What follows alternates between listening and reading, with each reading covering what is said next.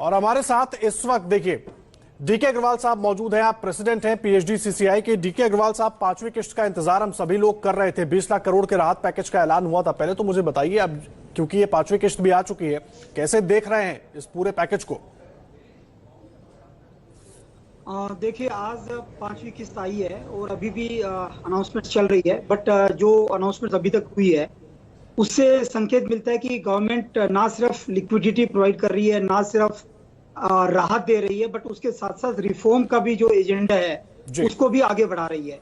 खासकर आज जो हेल्थ सेक्टर के अंदर, एजुकेशन सेक्टर के अंदर जो बातें कही गई हैं, मुझे लगता है कि ये हमारा जो फिजिकल इंफ्रास्ट्रक्चर के साथ साथ सोशल इंफ्रास्ट्रक्चर के ऊपर भी काफी ज्यादा जोर है।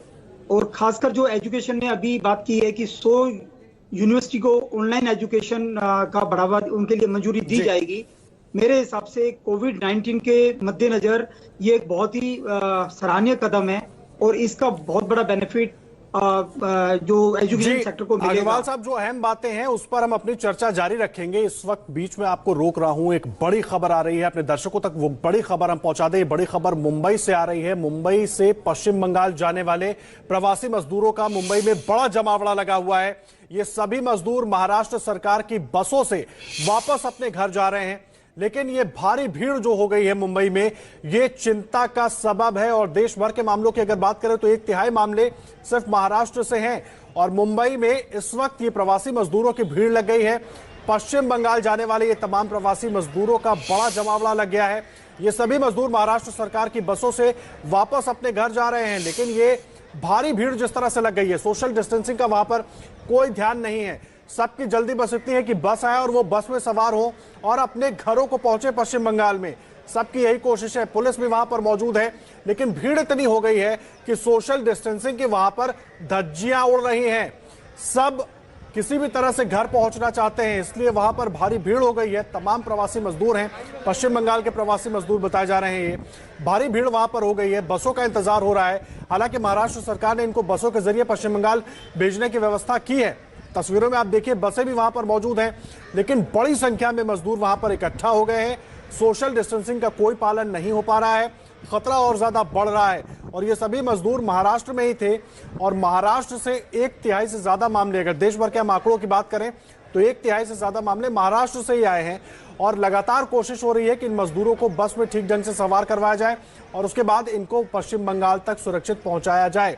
लेकिन जो तस्वीरें अभी आपकी टेलीविजन स्क्रीन पर हैं, वो चिंता बढ़ाने वाली हैं, वो डराने वाली हैं, क्योंकि लगातार कोशिश हो रही है कि जहां भी लोग इकट्ठा हो, सोशल डिस्टेंसिंग का पालन हो, ताकि जो खतरा है इस वायरस का वो कम रहे, फैलने का खतरा कम से कम हो। लेकिन ये तस्वीरें देखिए, सोशल डिस्टेंसिंग का पालन नहीं हो पा रहा है। मृत्युंजय सिंह जुड़ गए हमारे साथ इस वक्त, सीधा उनका रुख करते हैं। मृत्युंजय, तस्वीरें हम देख रहे हैं, बहुत डराने वाली तस्वीरें हैं। आखिर क्यों जमावड़ा लगा हुआ है? बसें भी दिखाई दे रही हैं, फिर वजह क्या है? खैर, मृत्युंजय के पास चलेंगे। हम आपको मुंबई की तस्वीरें दिखा रहे हैं, जहां पर पश्चिम बंगाल जाने वाले तमाम प्रवासी मजदूर बड़ी संख्या में इकट्ठा हो गए हैं। बसों के जरिए महाराष्ट्र सरकार ने इनको पश्चिम बंगाल भेजने का फैसला किया है। मजदूर वहां पर इकट्ठा हो गए हैं, लेकिन खतरे की बात यह है कि सोशल डिस्टेंसिंग का कोई पालन वहां पर नहीं हो रहा है। मृत्युंजय सिंह जुड़े हुए हमारे साथ। मृत्युंजय, ये आखिर भीड़ इतनी क्यों हो गई है? व्यवस्था पहले से क्यों नहीं की गई? पता था प्रशासन को कि मजदूर जुटेंगे तो बड़ी संख्या में जुटेंगे। जी बिल्कुल, देखिए, प्रशासन ने सिर्फ उन्हीं लोगों को सूचना और इजाजत दी थी जिनका पहले से आवेदन पत्र स्वीकार किया गया था और उन्हीं को सूचना दी गई थी। लेकिन ये जो पूरा इलाका है, उस इलाके में मजदूरों की संख्या बहुत अधिक है और जैसे एक व्यक्ति को पता चला कि उसका ट्रेन में बुकिंग हो गया है, तो जानकारी न होने की वजह से वो भी उसके साथ में 4 मजदूर चले आए और इसी प्रकार से ये भीड़ हो गई। कहीं न कहीं प्रशासन ने तैयारी तो की थी, लेकिन जब एक मजदूर को जब पता चलता है कि उनका साथी मजदूर जा रहा है, वो ट्रेन से जा रहा है, तो उसके साथ में 6 और मजदूर जुड़े चले जा रहे हैं और यही वजह है कि वहां पर भीड़ देखने को मिल रही है। ट्रेनों में बहुत सीमित व्यवस्था की गई है।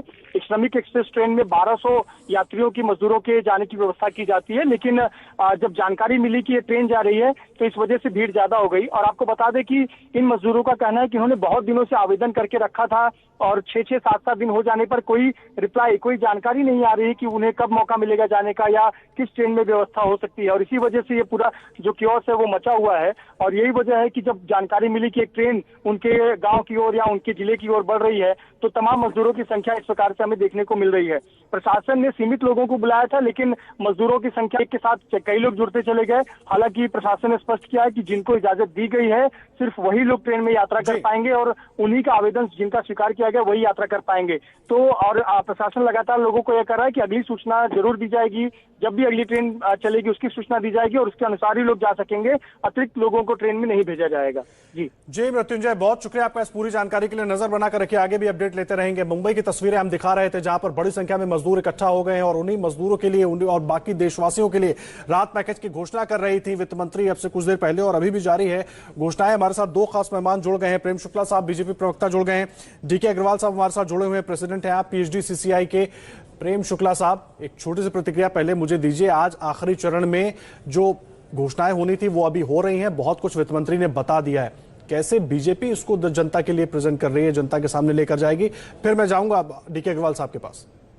देखिए, शिक्षा, स्वास्थ्य, रोजगार, जनता की जो आवश्यकताएं हैं उनकी समग्रता में चिंतन और उसके लिए क्रियान्वयन, इस तरह की व्यवस्था जो है आज पिछले 5 दिनों की जो प्रेस कॉन्फ्रेंस है, 5 दिनों की प्रेस कॉन्फ्रेंस में जो भारत के निर्माण के संदर्भ में आत्मनिर्भर भारत के लिए जो पैकेज घोषित किया गया, उस पैकेज में सामान्य व्यक्ति को भी लाभ मिले, जो उद्योगपति हैं उनको भी लाभ मिले, विद्यार्थी को लाभ मिले, रोगी को लाभ मिले, हर वर्ग का चिंतन इसमें किया गया है। सीधा लाभ मिल रहा है क्या प्रेम शुक्ला साहब? सीधा लाभ मिल रहा है क्या? जो लोग सड़क पर हैं, जो लोग परेशान हैं इस वक्त, उनको सीधा लाभ मिल रहा है क्या?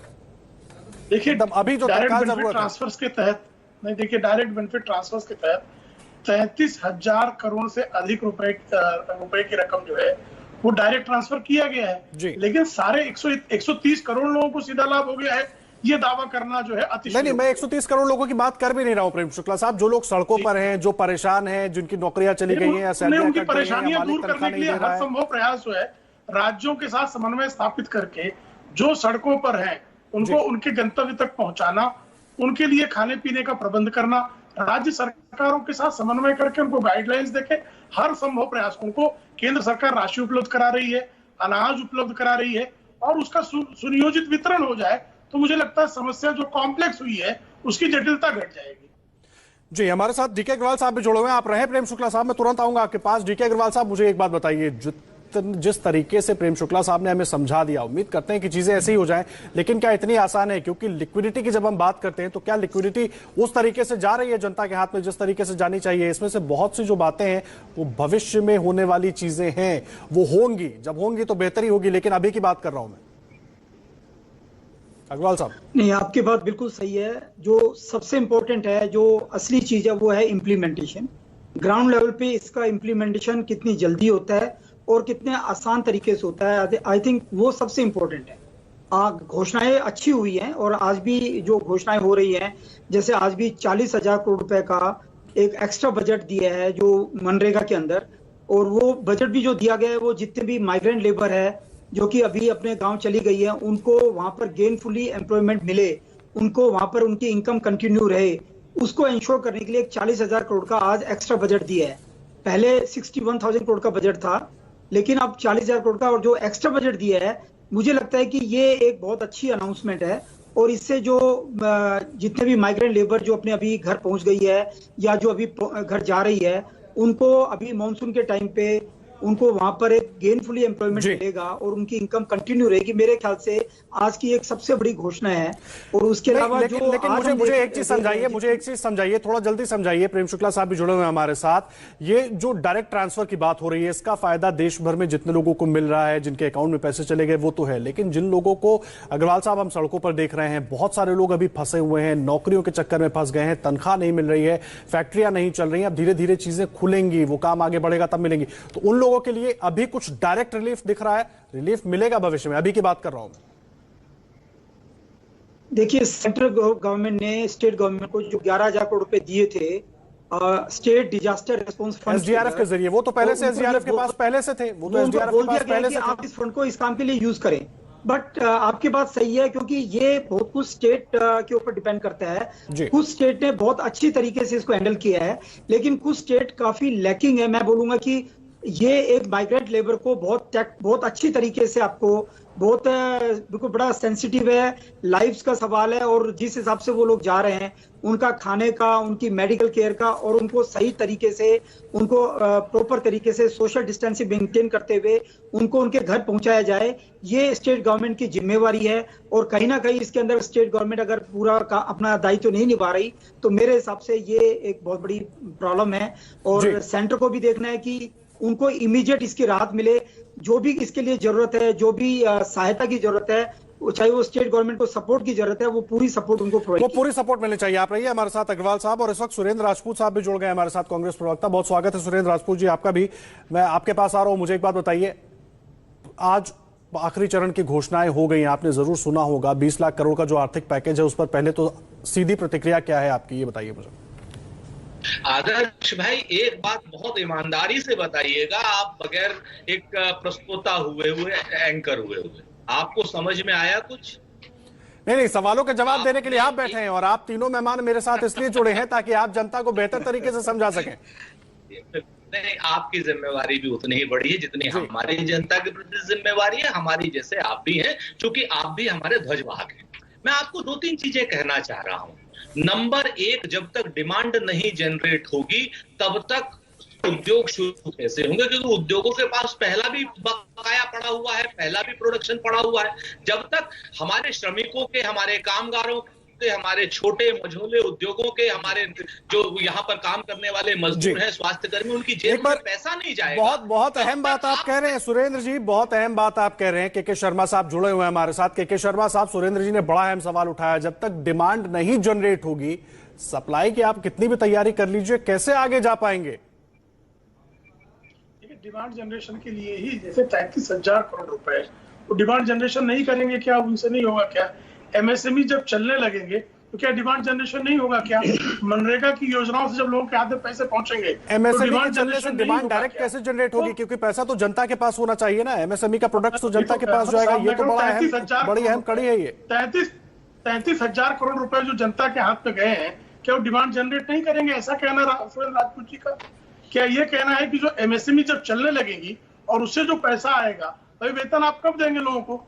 जब आपका इंजन स्टार्ट होगा। इंजन कब स्टार्ट होगा? जब फ्यूल डालेंगे। फ्यूल दे रही है प्रेम शुक्ला साहब, यही तो सवाल है मेरा। एमएसएमई ने प्रोडक्शन कर लिया, सामान बाजार में आ गया, लेकिन बाजार में खरीदार भी तो होना चाहिए सुरेंद्र जी। साहब वही तो मैं बता रहा हूँ ना भाई, वेतन जो है कब देंगे लोग? जब एमएसएमई चलेगी। भाई जब आप कह रहे हैं 40,000 करोड़ रुपए मनरेगा को देंगे, तो उससे क्या डिमांड नहीं जनरेट होगी? सुन लीजिए के शर्मा जी, सुरेंद्र जी को भी सुन लीजिए। आप दोनों को मैं छोड़ रहा हूँ, एक बार इनकी बात सुन लीजिए पहले। एक बार इनकी बात सुन लीजिए। अब आदरणीय के शर्मा जी, आप बहुत विद्वान प्रवक्ता हैं, हम आपका बड़ा इज्जत और आदर करते हैं। 1 मिनट के लिए मेरी बात सुन लीजिए। मैं आपसे पूरी तरीके से आप समझाएंगे, हम समझ जाएंगे, क्योंकि सरकार है, हाकिम है आप आज की डेट में। जो आप कहेंगे वो हमें समझना ही पड़ेगा, मजबूरियां हैं हमारी। हम सिर्फ आपसे 2-3 निवेदन करना चाह रहे हैं। नंबर 1, मुझे एक योजना बता दीजिए एमएसएमई सेक्टर के ऊपर जो आपने पैसा दिया हो, जो पहले बजट में घोषणा ना हो, जो 4 महीने से लिक्विड कैश बैंक में 4.5 लाख करोड़ पड़े थे, उसको आपने जू का तू रख करके कह दिया और कहा साहब एमएसएमई को हमने सहायता दे दी। एमएसएमई को सहायता क्या, कर्ज दे रहे हैं आप, और कर्ज एमएसएमई लेने के लिए तैयार नहीं है पिछले 4.5 महीने से। क्यों? क्योंकि उसको वो ब्याज कहां से दे? प्रॉब्लम तो आप ब्याज मुक्त एमएसएमई को 4.5 लाख करोड़ दीजिए, हम सड़क पे खड़े होकर के आपका स्वागत करेंगे और पूरे सारे चैनलों में आपका स्वागत करेंगे। यहाँ पर आप राहत के नाम पर जो कर्ज बांट रहे हैं, चलिए इसका जवाब लेंगे सुरेंद्र राजपूत जी, इसका जवाब लेंगे। प्रेम शुक्ला साहब भी हमारे साथ लगातार जुड़े हुए हैं और इसका जवाब लेंगे। क्या कुछ बातें हो रही हैं, क्या सीधा जनता के हाथ में क्या जा रहा है, वो बहुत अहम हो जाता है, ये समझना बहुत अहम हो जाएगा। इसका जवाब लेंगे। प्रेम शुक्ला साहब भी हमारे साथ जुड़े हुए हैं, राजपूत साहब भी हमारे साथ जुड़े हुए हैं, डीके अग्रवाल साहब भी जुड़े हैं, और उस बीच एक बड़ी खबर आ रही है। वो